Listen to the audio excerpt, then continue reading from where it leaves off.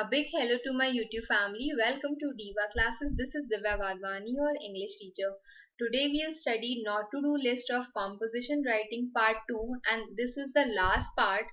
2020 का हम ऑलरेडी कर चुके हैं. 2020 का एग्जाम एनालिसिस कॉम्पोजिशन वाला पार्ट हम लोग ऑलरेडी कर चुके हैं and this is 2019 the part 2 of not to do list of composition writing, जिसमें आई विल टेल यू कि क्या चीजें आपको करनी, क्या चीजें आपको नहीं करनी है. this video is gonna be very important, especially for those जिनको नहीं पता है कि कौन से ऐसे में उनको क्या लिखना है. और ये जितनी भी चीज आप अभी पढ़ोगे ये मेरा पॉइंट ऑफ व्यू नहीं है, ये वो है जो एक्चुअली काउंसिल आपसे एक्सपेक्ट करता है कि ये चीजें आपको लिखनी चाहिए, तभी आपको उसमें मार्क्स मिलेंगे. Okay, the very first thing is this is 2019 का एग्जाम एनालिसिस जो खुद काउंसिल की वेबसाइट से हमने लिया है. एंड इसके बाद एक और भी इसी वीडियो का एक और पार्ट भी है जिसमें हम ये बताएंगे, मींस इन कंटिन्यूएंस हम ये बताएंगे कि कौन कौन सी चीजें आपको इसमें करनी चाहिए, कौन कौन सी नहीं करनी चाहिए. And that document, this is the other document, okay, जो हम एक एक करके बीच बीच में हर एक ऐसे के साथ आपको समझाते रहेंगे. और इसमें ये भी समझाएंगे हम आपको कि क्या चीजें जो आपको उसमें एक्चुअली लिखनी होती है, विच काइंड ऑफ एसेज में. ठीक, तो सबसे पहले 2019 का ये पेपर है, ओके, जिसमें कॉम्पोजिशन राइटिंग दी हुई है. उसमें ये 400 से 450 की वर्ड्स की थी. आपके में ये 350 से 400 वर्ड्स की है. यू कैन से सम अराउंड 3 से 3.5 पेजेस में ये आराम से आ जाएगी. ओके, और उसके बाद क्या कहा गया है कि दिस इज ऑफ 20. तो योर जो 2022 में एग्जाम हो रहे हैं अभी ऑफ सेमेस्टर 2, इसमें it will come of 20 marks. Please don't be confuse. ये वाला पार्ट हम ऑलरेडी करवा चुके हैं कि आपको orderly coherent presentation of material करना है. मींस व्हाटएवर आप प्रेजेंट करोगे in your essay it should be logical and in order. appropriate style होनी चाहिए, whether formal whether informal. Accuracy होनी चाहिए स्पेलिंग, पंचुएशन और ग्रामर की. Okay, the very first thing is you had gone, the very first part is this is descriptive, जिसमें आपको describe करने हैं कि वहां की जगह ये सब चीजें कैसी थी. You had gone on a trekking expedition with a group of friends. ठीक, trekking long tiring on foot वाला जो एक्सपेडिशन होता है, वहां गए हो, जर्नी पे गए हो with a group of friends. As night closed in you realized you were separated from the group. जैसे रात आई आपको ये समझ में आया कि आप अपने ग्रुप से सेपरेट हो गए हो. Describe your initial feelings, tell your initial feelings. Starting में आपको कैसा लगा. The place you were lost, और जहां पर आप लॉस्ट हुए, खो गए थे, वो जगह कैसी थी. Did you spend the night alone, क्या आप वहां पर अकेले थे. Before you reunited with your friend, तो आपको ये बताना है कि क्या आपने नाइट जो है वो अलोन स्पेंड की. दिस टॉपिक, ओके, ये इसी का ही हम लोग अब एनालिसिस पढ़ेंगे, बहुत ध्यान से सुनना. क्या कहा गया है कि this is a descriptive type of essay. The topic required the candidates to right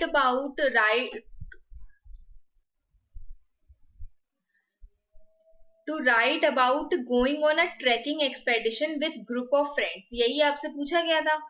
But getting separated from friends, initial feelings of getting separated और spending the night alone. तो ये सारी चीजें आपको उसमें लिखनी थी.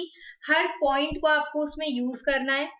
तो इसमें अब देखो, ये जो कमेंट्स है एग्जामिनर के, ये एक्चुअली वो चीजें जो आपको पता होनी चाहिए so that you don't repeat the same things. सबसे पहला है, although a large number of candidates attempted this composition. बहुत लोगों ने ये अटेम्प्ट किया था. A lot of them misinterpreted the word tracking. Tracking क्या होता है कि एक लॉन्ग डिस्टेंस टायरिंग जर्नी होती है, that is on foot. Okay, और कहीं दूर, ऑब्वियसली कहीं दूर आप जाओगे उसमें. They were either unable to understand what it meant, thought it to be an ordinary trip to the hills, कि नॉर्मल पहाड़ों पे कोई ऑर्डिनरी सी ट्रिप, कोई बीच या कहीं इवन मॉल पे, तो ये चीज उसमें नहीं होनी चाहिए. आपको उसकी मीनिंग एकदम क्लियर होनी चाहिए. Secondly, many candidates did not write about the separate parts. बहुत सारी चीजें उसमें दी गई हैं. Some did not spend the night alone. कुछ लोगों ने रात मतलब अकेले नहीं, अगर इसमें या जैसे पूछा गया था इसमें कि क्या आपने रात अकेले वहां पर स्पेंड किया, तो कुछ ने लिखा था कि नहीं ऐसा नहीं लिखा है, कुछ ने लिखा था got lost with a group of friends, और कुछ ने लिखा था कि हम ग्रुप से सेपरेट होके कुछ और ग्रुप ऑफ फ्रेंड्स के साथ थे।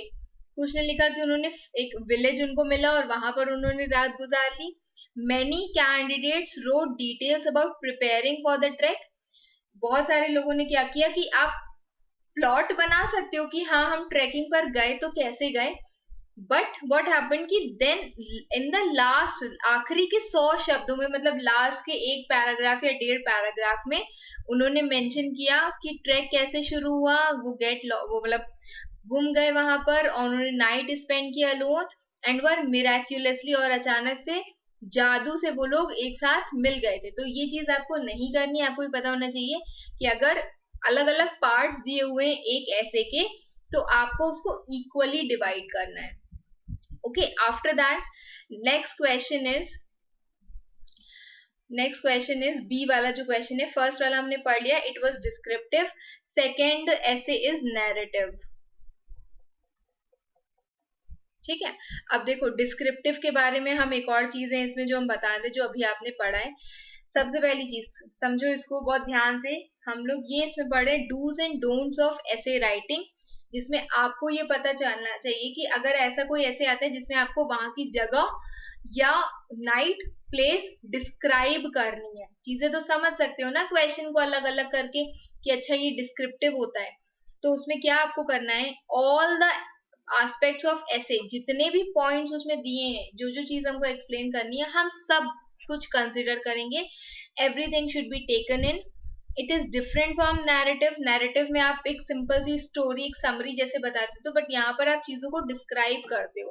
Okay, all part should be given equal weightage. इससे हमें क्या पता चलता है, जैसे अभी गलती थी ना उसमें कि कुछ बच्चों ने क्या किया था कि पूरा उन्होंने आने तक का पार्ट उन्होंने डिस्क्राइब किया, बट लास्ट में एक्चुअल वो वहां पहुंचे, फिर वो गुम गए, फिर वो मिले, वो उन्होंने लास्ट के 1-2 पैराग्राफ में समझाया था। तो ये चीज नहीं करनी है, आपको स्टार्टिंग से सबको इक्वल वेटेज देना है, हर पैराग्राफ में हर एक चीज एक्सप्लेन करनी है।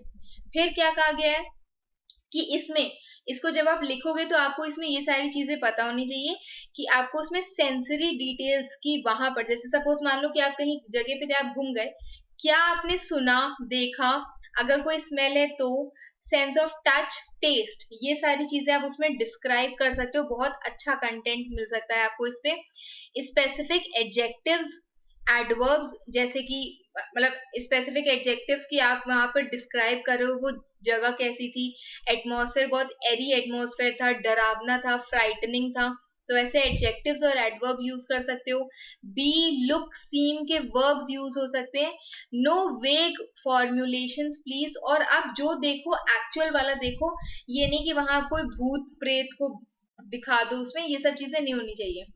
ओके, योर इम्प्रेशंस, आपके ऊपर चीज का क्या असर पड़ा, मीन्स आपको जगह डिस्क्राइब करने के अलावा आपको ये भी उसमें बताना है कि हाउ यू वर फीलिंग, आपकी फीलिंग्स, कोई अगर मेमोरी आपकी थी तो, एंड अगर वो जगह आपने देखी है तो क्या आप उससे कुछ पुराना एसोसिएट भी कर पा रहे हो या नहीं।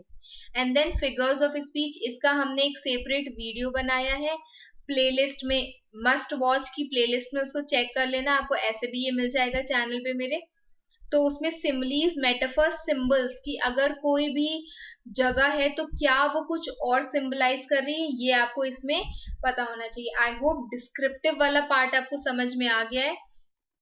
ओके, देन नेक्स्ट इज, अच्छा एक और चीज हम बता दे रहे हैं कि इसको आई विल अगेन टेक, जब हम ISC sample paper, specimen paper of 2022 जो हमने किया था, जब हम उसके एसेज आपको सॉल्व करवाएंगे इन डिटेल, तब हम फिर से इस टॉपिक को उठाएंगे ताकि आपको समझ में आए कि ये कौन से टाइप का ऐसे था।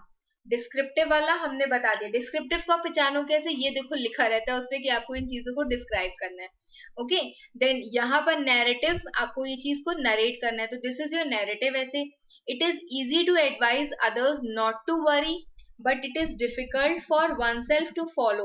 तो ये क्या बोला गया इसमें कि ये चीज बहुत आसान होती है कि it is very easy to advise others, कि आप परेशान मत हो, बट खुद को ये चीज फॉलो करना बहुत डिफिकल्ट होता है। इसी के बेसिस पे you have to tell a experience which made you realise the truth of the statement, जिसमें आपको ये समझ में आया कि ये स्टेटमेंट बिल्कुल सच है. ओके, तो दिस इज अ नैरेटिव और इसका अब हम लोग एनालिसिस पढ़ेंगे. सेकेंड पार्ट है, बी पार्ट है. ये क्या कहा गया है इसमें? सबसे पहले ए वाले का हम लोग पढ़ चुके हैं ना पूरा, तो बी वाले में क्या कहा गया है? This is narrative. Essay the topic required the candidates to narrate an experience to express the truth of the statement, जिसमें हमें ये बताना था कि दूसरों को कोई भी सलाह देना कि परेशान मत हो आसान होता है, बट खुद पर अप्लाई करो तो वो चीज बहुत डिफिकल्ट हो जाती है. This is a statement. It is easy to advise others not to worry, but difficult for oneself to do the same. Many of them narrated an experience where they advised others. दूसरों को तो उन्होंने advice किया, but forgot the worry aspect. Worry चिंता वाला aspect वो भूल गए लिखना. ठीक है, they emphasise more on the advice. वो किस पर एम्फेसाइज कर रहे थे? एडवाइस पर नहीं.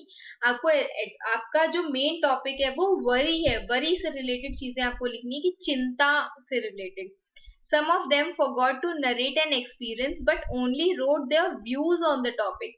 कुछ एक्सपीरियंस नहीं नरेट कर पाए, but they only gave it a descriptive और यू कैन से रिफ्लेक्टिव ऐसे, जिसमें हम पूरा का पूरा जो भी हमको सेंटेंस दिया हम उसको बस खींच के बड़ा कर देते हैं.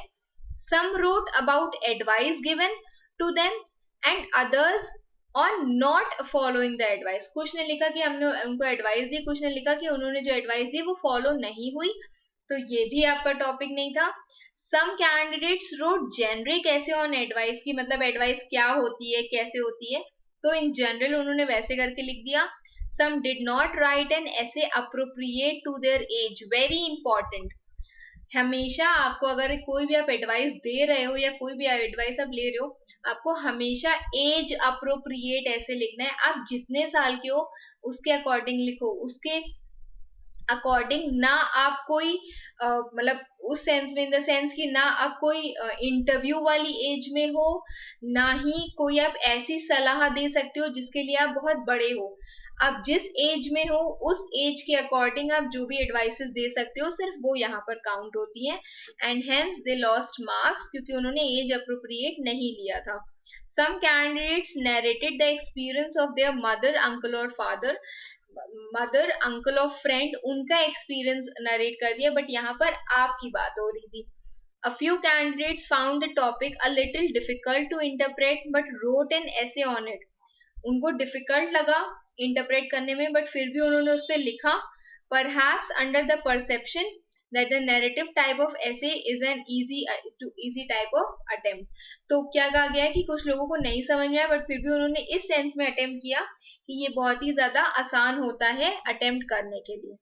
ओके, अब हम लोग नैरेटिव में पढ़ेंगे कि हमको उसमें क्या चीजें करनी चाहिए क्या नहीं करनी चाहिए. फर्स्ट थिंग इज नैरेटिव ऐसे शुड बी एज अप्रोप्रिएट. जिस एज में हो उसके अकॉर्डिंग लिखो.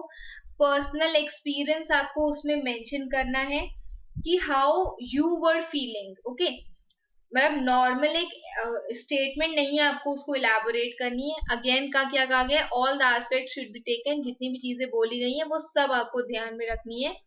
देन इसमें आप कैसे लिखोगे?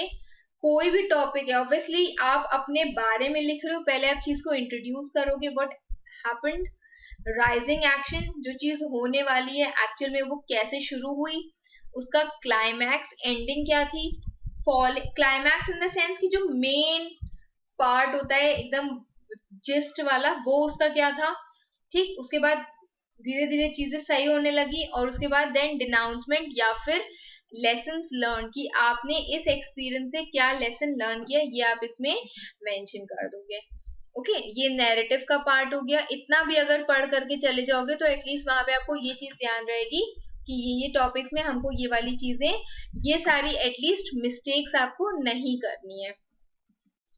Okay, then next is C वाला. The C one is argumentative. क्या कहा गया है? The best things in life come free. You have to write either for or against. बहुत सिंपल सी चीज और बहुत बार हम इसको बता चुके हैं कि आपको सिर्फ एक साइड लेना है, आइदर राइट फॉर या फिर अगेंस्ट. ओके, देन सी वाला, सी वाले का हम लोग इसका एनालिसिस पढ़ेंगे.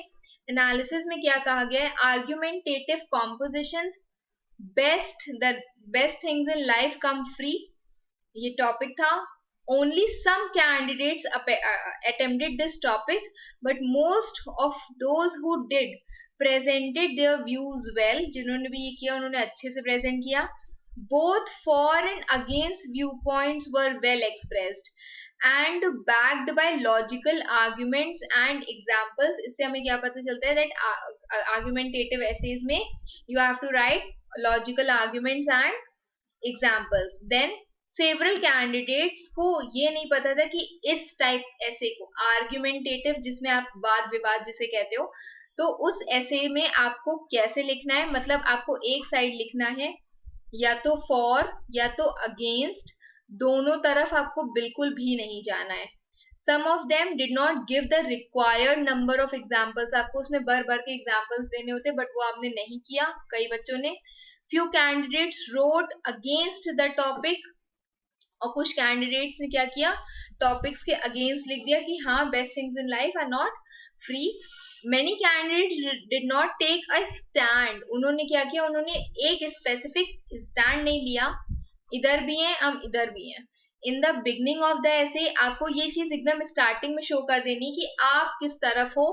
But sitting on the fence, sitting on the fence का क्या मतलब है, बीच में छज्जे पे बैठे हुए, ना इधर के ना उधर के, आप डिसाइड नहीं कर पा रहे हो कि आपको किधर जाना है. Some others gave examples instead of arguments to support their point of view. कुछ ने केवल भर भर के एग्जाम्पल्स ही दिए, तो ये भी काम आपको नहीं करना है इसमें. ओके, देन नेक्स्ट इज कि आर्ग्यूमेंटेटिव में कौन कौन सी चीजें जो हम लोग इसमें लिखते हैं. क्या कहा गया आर्ग्यूमेंटेटिव के लिए, सबसे पहले take a very clear stand on one side of whether it should be for या against, और वो भी आपको बिल्कुल beginning में लेना है. स्टार्टिंग में you have to tell, very first paragraph में यू हैव टू टेल कि आपको उसको कैसे आप कौन से साइड पे हो. Then don't include both goods and evils, सब अच्छाई और बुराइयां उसमें लिखने की जरूरत नहीं है. हम फिर कहते हैं आप इतना सा पार्ट लिख सकते हो, बट उसको पलट दो बिल्कुल. इवन दो लगा दो, नेवरदलेस लगा दो, हाउएवर लगा दो, कि आप पूरे स्टेटमेंट को ही कॉन्ट्रडिक्ट कर रहे हो कि भले ही उसकी ये अच्छाइयां हैं बट फिर भी लगा दो ऐसे करके. गिव एग्जाम्पल दो, जस्टिफाई करो, स्ट्रॉन्ग आर्ग्यूमेंट्स पेश करो उसके लिए. Don't sit on the fence means don't avoid taking decision कि हमें इधर जाना है या उधर जाना है. ओके, देन आपको क्या करना है, स्टेटमेंट मतलब इंट्रो कैसे दोगे, जनरल स्टेटमेंट या हुक क्या होता है, ये वो ओपनिंग लाइन होती है that grabs the attention of the reader, और रीडर समझते हैं कि हाँ हमें पूरा ऐसे पढ़ना चाहिए जस्ट बिकॉज कि वो बहुत ही इंटरेस्टिंग बन जाता है. That is known as hook lines.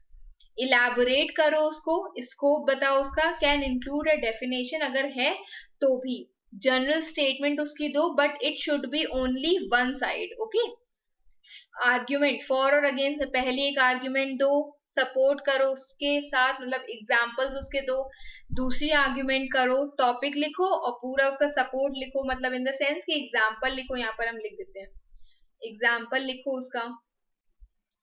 फिर थर्ड आर्ग्यूमेंट लिखो, उसको सपोर्ट करो. फिर last means you can take many arguments, और हर आर्ग्यूमेंट पर आप उसको एग्जांपल्स के साथ शो करोगे. फिर समरी लिखो, whatever your positions are, कि आप जो भी चीज ले रहे हो उसकी आप समरी लिखो, जो भी साइड आप ले रहे हो, आइडियाज आपने लिया है. रीस्टेट द थेसिस, जो भी फैक्चुअल इंफॉर्मेशन है उसको आप फिर से बताओ, उन आइडियाज को समराइज करो, क्लोज करो अपने कमेंट्स और फाइनल थॉट्स को. Means whatever you are saying, कि अगर आप ये कह रहे हो तो एक फाइनली शो करो कि हाँ हम ये चीज कह रहे हैं तो इसलिए कह रहे हैं, एंड क्लोज योर ऐसे. ठीक, तो आर्ग्यूमेंटेटिव एसेज ऐसे लिखे जाते हैं. उसके बाद नेक्स्ट है मेरा एक्सपोजिटरी एसेज.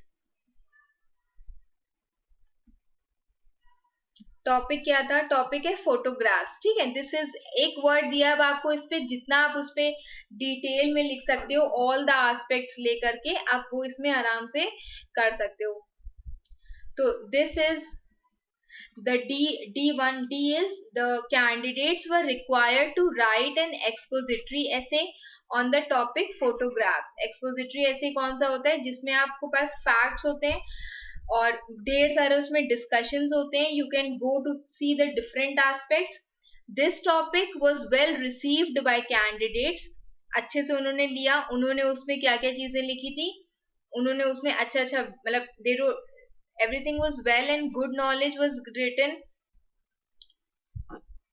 फिर उसके बाद द स्टूडेंट्स क्रिएटिविटी, स्टूडेंट की क्रिएटिविटी नॉलेज शो हो रही थी इस टॉपिक पे, their interest and passion was revealed here. कुछ ने क्या किया, इसको लिंक किया था to the present day technological advances, photography में जो थी वो उन्होंने उसमें शो की थी, कैमरास जो अवेलेबल हैं, this also you can mention in it, क्योंकि ये एक्सपोजिटरी ऐसे है तो आपको उसमें whatever facts you have वो आप सब उसमें मेंशन कर सकते हो। Some wrote stories on the memory which was triggered by photographs, कि अगर फोटोग्राफ्स रिलेटेड कोई स्टोरी है तो वो भी इसमें लिखी जा सकती थी। Some others wrote interesting essays about the importance of photographs in the fields of advertising, history, fashion, wars, hunger and Somalia and nature. तो ये सारी चीजें जो आप इसमें mention कर सकते हो, means you can mention any of the things. Okay in this, इस वाले पार्ट में आप कुछ भी मेंशन कर सकते हो। तो ये मेरा था, कौन सा ये वाला था, ये मेरा एक्सपोजिटरी ऐसे जिसमें आप फैक्चुअल इंफॉर्मेशन देते हो एंड इसको डिस्कर्सिव भी कहा जाता है। थोड़ा सा कह सकते हो अलग होता है, डिस्कर्सिव में वो होता है कि आपको एक सेंटेंस दिया उसमें आपको बहुत सारे मतलब डिस्कशन के लिए वो बहुत ज्यादा होता है, इट हैज मोर पर्सपेक्टिव कि बहुत सारे आप उसके साइड्स होते हैं। फॉर एग्जांपल लॉकडाउन जो वर्ड था that was discursive and it explains something, कि आपको वो चीज वो वर्ड ही आपको इतना ज्यादा नैरेटिव सा लगता है कि वो आपको एक कहानी पूरी बता सकता है, तो this is known as discursive essay. इसमें क्या क्या चीजें आती हैं, it includes more than mere detailed definition. कुछ लोग क्या करते हैं, अगर कोई भी एक ऐसे दिया हुआ है तो उसमें हम पूरी की पूरी सिर्फ डेफिनेशन लिख देंगे या पूरे ऐसे में ही हम लोग डेफिनेशन भर देंगे, ये नहीं करना होता है। Use facts, you can present your facts, आप अपने लॉजिकल आर्ग्यूमेंट्स प्रेजेंट कर सकते हो रेलिवेंट टू द टॉपिक।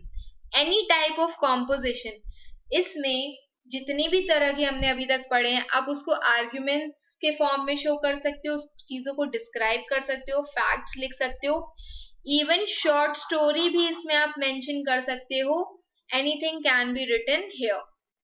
ठीक है, तो क्या कहा गया है इसमें, very first thing is introduction, जिसमें आप अपनी हुकी लाइन प्रेजेंट करो, डिफाइन योर स्कोप, क्या इसमें क्या क्या चीजें आती हैं, थेसिस स्टेटमेंट मींस अपने फैक्ट्स वाली स्टेटमेंट इसमें प्रेजेंट करो, टॉपिक्स मेंशन करो means body of the paragraph है, इसमें आप 3 पैराग्राफ्स मेंशन कर सकते हो जिसमें आप अपना टॉपिक रिलेटेड कुछ एग्जांपल्स उसको इलैबोरेट करोगे और लिंक बैक करोगे वापस हमारे टॉपिक से। फिर आता है आपका कंक्लूजन, जिसमें आप पॉइंट्स को समराइज करोगे, स्टेटमेंट को मतलब थेसिस को रीस्टेट करोगे, जो भी आपकी फैक्ट्स वाली इंफॉर्मेशन थी उसके बारे में आप बताओगे, add value to the topic, क्या आप कर सकते हो इसमें, रिकमेंडेशंस दो, नेक्स्ट स्टेप बताओ, फूड फॉर थॉट बताओ कि क्या क्या और चीजें होती है जो इसमें आप इंक्लूड कर सकते हो। Okay, then comes after this one, ये कौन सा था, एक्सपोजिटरी था। एक्सपोजिटरी के बाद नेक्स्ट आता है मेरा रिफ्लेक्टिव ऐसे। अब reflective essays are also very important, इससे पूछा गया मतलब बहुत बच्चे इसमें पूछते हैं कि मैम हमको क्या इसमें एक्चुअली लिखना है, कि हमको इसको कैसे अटेम्प्ट करना है। In order to be successful one should rely on oneself, not expect others to help. अगर आपको लाइफ में सक्सेसफुल होना है तो you should rely means depend, आपको खुद पर निर्भर होना होगा, ना कि आप दूसरों से एक्सपेक्ट करो कि वो आपकी हेल्प करें।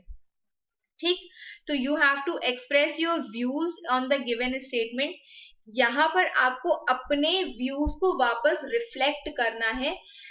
दो डिफरेंस होते हैं, एक होता है फॉर एंड अगेंस्ट जो आर्ग्यूमेंटेटिव में चला जाता है, एक you have to express your views, statement दे दी जाएगी उसमें आपको अपने व्यूज दिखने हैं तो वो अलग टॉपिक होता है and that is known as reflective. तो रिफ्लेक्टिव के लिए यहाँ पर क्या कहा गया है, वेरी फर्स्ट थिंग इज कि this is a reflective topic. ठीक, almost all those who attempted this topic tended to lean heavily on self-reliance, gave relevant examples of successful self-made men and people who have become successful with self reliance and hard work. Means ये बच्चों ने ये वाली चीजें दी थी, तो these were good things. Okay, most candidates cited the lives of Edison, Bill Gates and so on. मतलब आप उस examples में ये भी चीजें present कर सकते हो कि सक्सेसफुल होने के लिए मतलब किसी पर्सन का भी एग्जाम्पल इसमें दे सकते हो, that is also fine. Some candidates for want of adequate matter, ताकि वो उसमें खूब सारा भर सके ऐसे में जो आप लोग एक्चुअली करते हो, रैम्बल्ड ऑन, कुछ भी ऊटपटांग चीजें वो लिखने लगे, and ideas were found to be repeated. कुछ लोग एक्चुअली ये चीज करते हैं कि अपने आइडियाज को वो बार बार रिपीट करते हैं.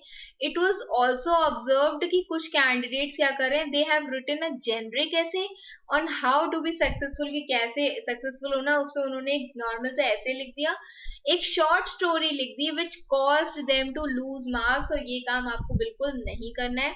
रिफ्लेक्टिव एसेज में आप शॉर्ट स्टोरी नहीं लिख सकते हो. ओके, तो अब हम लोग रिफ्लेक्टिव ऐसे में क्या हम लोग कर सकते हैं वो हम लोग इसमें पढ़ेंगे. सबसे पहले ये इसमें सबसे पहले पॉइंट क्या बोला गया, no short stories is allowed, नहीं लिखना है. Explain the metaphorical meaning if any. अगर आपकी जो स्टेटमेंट है वो सिंबल है किसी और चीज का, सिंबॉलिक लाइन अगर वो है, तो आपको उसका सिंबल बताना. जैसे फॉर एग्जांपल आपको कोई कोटेशन दे दी उन्होंने कि if winter comes can spring be far behind, ये इससे पहले वाले में हमने किया था, जो इससे पहले इसका पार्ट 1 था उसमें यही वाला टॉपिक था. तो उसमें आपको इसकी मेटाफोरिकल मीन्स आपको उसका कंपैरिजन या सिंबॉलिक मीनिंग बतानी है अगर कोई इसमें है तो. you have to tell the hidden meaning also. don't simply describe the topic को खींच के आपको बताना नहीं है, लेकिन आपको उसके जो इनर या हिडन मीनिंग है वो बतानी है. You can use proverbs, lines from literature works and quotations. बहुत सिंपल सी चीज. सिर्फ रिफ्लेक्टिव एसेज जिसमें आप अपने व्यूज प्रेजेंट करते हो, आप उसमें ही केवल अपने कोटेशंस मेंशन करोगे और किसी भी टाइप ऑफ ऐसे में ऐसा काम मत करना. okay, then next is incorporate number of ideas and illustrations. whatever ideas you know, whatever examples you know, आप वो चीज उसमें मेंशन कर सकते हो. Part of your life story amusing can be included. आप उसमें एक नॉर्मल पूरी बड़ी शॉर्ट स्टोरी नहीं लिख सकते, लेकिन हाँ अपनी खुद की लाइफ का एक हिस्सा आप उसमें मेंशन कर सकते हो. ओके, अब रिफ्लेक्टिव ऐसे भी कैसे लिखा जाता है, हुकी लाइन और you can say the quick preview कि आप क्या लिखने जा रहे हो. Then thesis statement without giving too much away, write how this experience influenced you, कि अगर कोई भी आप अपना एक्सपीरियंस शेयर कर रहे हो तो आपको कैसे इन्फ्लुएंस किया. Describe the event if there is any, the effect or that event had on you, कि आपके ऊपर उसका क्या इफेक्ट था. okay, then lesson you have learned from the event, summarize your experience and whatever you have learned from it. when you are using reflective essay, जब आप इसमें दे रहे हो, जैसे इसका जो टॉपिक था, टॉपिक इसमें क्या था रिफ्लेक्टिव ऐसे में, बी वाला कौन सा था, सी वाला पार्ट था इसका ये. In order to be successful in life one should rely on oneself and not expect others to help you. Okay, तो ये जो ऐसे है इसमें आपको सबसे पहले क्या लिखना है, डिस्क्राइब करो, टॉपिक को डिस्क्राइब करो, your feelings, what you actually feel about it, evaluate करो कि जो भी आप चीज समझते हो क्या वो सही है या गलत है, चीजों को एनालाइज करो कि whatever things are there whether they are right, if they are right in what situation it will be right, चीजों को कंक्लूड करो, and finally if it arose again what would you do. This is again again लिखा हुआ है ये, what would you do, कि अगर ये चीजें दोबारा हुई, that if someone wishes to be successful, तो क्या एक्शन प्लान उसको लेना चाहिए. आप इसको ऐसे भी करके लिख सकते हो. Then after that next topic is the very important short story में हमने आपको कुछ क्लोजिंग लाइंस अभी सॉरी ओपनिंग लाइंस भी दी हैं. क्या कहा गया है शॉर्ट स्टोरी में, original short story beginning with the following words. सबसे पहली चीज ओरिजिनल ही समझ लो इसमें आप लोग, ठीक है. She was delighted to find the sealed envelope on her table as she reached it. Story शुरू ही यहाँ से हो रही है। बिगनिंग मतलब ये लिखा हुआ है, beginning means you have to start it from here. आप इसमें कोई चेंज नहीं करोगे, जो लाइन है उसको एज इट इज ही लिखोगे। तो उसके बाद इसमें क्या कहा गया है, लास्ट में ये वाला पार्ट है स्टोरी वाला। स्टोरी के लिए क्या कहा गया, बहुत ध्यान से सुनना। देखो सबसे पहली चीज इसमें कही गई है कि this option required to write an original story. that this was matlab what you were supposed to do, you were supposed to write an original story. A large number of candidates attempted this topic. It was observed that many of them were influenced by the Pulwama attack, जो Pulwama attack हुआ था 14 Feb को हुआ था ये, ठीक है। तो उससे उससे बहुत ज्यादा लोग इन्फ्लुएंस थे। वो चीज यहाँ पर नहीं करनी है। Incorporated the recent political developments into the story. उन्होंने जो उस दौरान जो पॉलिटिकल इश्यूज हुए थे वो भी अपनी स्टोरी में उसने मेंशन कर दिए, और इसके कारण उन्होंने मार्क्स खो दिए, क्योंकि आपको ओरिजिनल होना है। वो चीज जो एग्जामिनर ने कभी नहीं सुनी हो, कभी नहीं पढ़ी हो, वो आपको उसमें लिखनी है। don't copy the things that you have studied in some sort of movie or any of the place. तो आप अपना माइंड यूज किया करो इसमें। Okay, this in addition, many of them made errors, missing out the essential requirements of the short story. और आपको short story में 5 important things हैं जो आपको पता होनी चाहिए। Very first thing is plot, the whole summary क्या है, मतलब what is it all about, story किसके बारे में है, सेटिंग कहाँ पर वो हुई है शुरू, कौन कैरेक्टर्स है वहां पे, डायलॉग्स आप उसमें प्रॉपर, आप 2 लोगों के बीच में 3 लोगों के बीच में आप डायलॉग्स बता सकते हो, एंड अ लॉजिकल एंडिंग। ये नहीं बताओगे कि वो इंसान कार से जा रहा था, उसका एक्सीडेंट हुआ, वो मर गया, तो ये सारी चीजें नहीं, आपको एक प्रॉपर एक लॉजिकल एंडिंग उसमें शो करनी है। Another error was not linking the given line to the story, कि बच्चों ने लाइन तो शुरू की बट उसको स्टोरी से लिंक ही नहीं किया। Many stories were inspired by stories from literature syllabus. ये बहुत बच्चे करते हैं, मैं भी करती थी जब मैं एग्जाम देती थी। तो ये चीज आपको नहीं करनी है। जैसे story of the our and singing lesson उन्होंने यूज की थी, तो these things should not be done. Okay, अब उसके बाद इसी का ही हम लोग जो ये लास्ट वाला पार्ट है ऐसे राइटिंग का, स्टोरी राइटिंग, ये हम लोग पढ़ लेते हैं। सबसे पहली चीज क्या कहा गया है शॉर्ट स्टोरी में, इट शुड बी ओरिजिनल। फिर से दिमाग में रख लो, opening sentence should be connected with the rest of the story. जहां से ओपनिंग सेंटेंस शुरू हुआ है वो उसको वैसे ही लिखो, और वो पूरी स्टोरी से मेल खाना होना चाहिए। नैरेटिव नहीं होती है, आप अपनी कहानी नहीं बता रहे हो, आप स्टोरी बता रहे हो जिसमें ये सारी चीजें हैं। उसमें प्लॉट है, सेटिंग है, डायलॉग्स हैं, कैरेक्टर्स है और एंडिंग है। डोंट प्लेगराइज स्टोरीज, मतलब आपको स्टोरी को किसी और की स्टोरी कॉपी नहीं करनी है, आपको खुद बनना है, ओरिजिनल सा ओरिजिनल चीजें लिखनी है। Write the opening closing given in a question as it is. Opening या क्लोजिंग लाइंस उसमें जैसे दी हुई हैं आपको बिल्कुल वैसे ही लिखना है। Should be written in first और थर्ड पर्सन, या आप आई करके लिखो। आप अब ये तो पता ही होगा, फर्स्ट पर्सन आई करके लिखो, ठीक है। आई हो गया या फिर वी हो गया, तो ऐसे करके लिख सकते हो।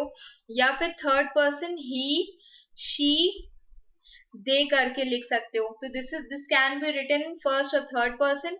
Should contain all essential elements. कौन कौन से होते हैं एसेंशियल एलिमेंट्स, जैसे कि plot, setting, characters, dialogues and logical ending. ये सारी चीजें इसमें होनी चाहिए। सेटिंग मीन्स कि वो जगह कहाँ पर एक्चुअली सेट है, वो जो स्टोरी कहाँ पर हो रही है, कहाँ पे वो स्टोरी चल रही है, ठीक।